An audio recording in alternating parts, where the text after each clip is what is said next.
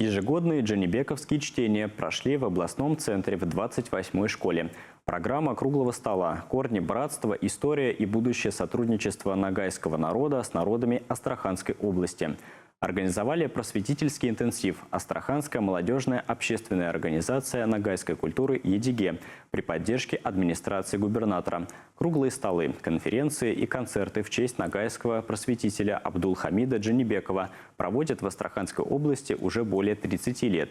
Сегодня ученые, краеведы, общественные деятели представили доклады о взаимоотношениях ногайцев с другими народами региона. Спикеры осветили исторические связи и общие культурные корни, которые объединяют ногайский народ с другими этносами. Задача вот этих мероприятий – это не упустить то, что было даровано нам предками еще со времен Ивана Грозного, когда Ногайская Орда, Московское княжество жили в дружбе, союзничали.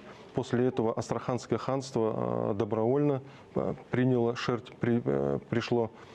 вошло в состав московского, объединилось с Московским княжеством.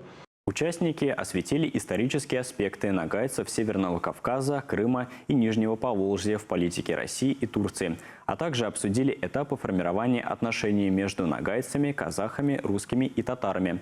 Прозвучал анализ многовекового взаимодействия народов, населяющих Астраханскую область. На чтениях отметили и исследования метрических книг сел ногайцев-юртовцев, проживающих в Астраханской области.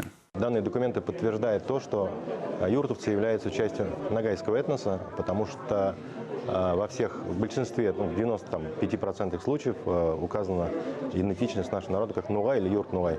То есть наш народ сам себя писал нугаями. В 1801 году произошло очень важное событие.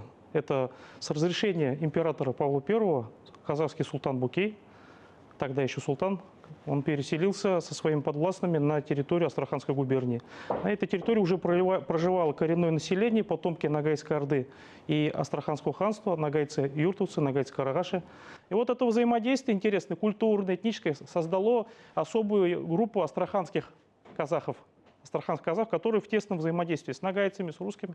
Вот сейчас, как мы знаем, представители наших народов вместе строят свое будущее, там и на полях СВО, вы всегда вместе, тесные культурные взаимопроникновения.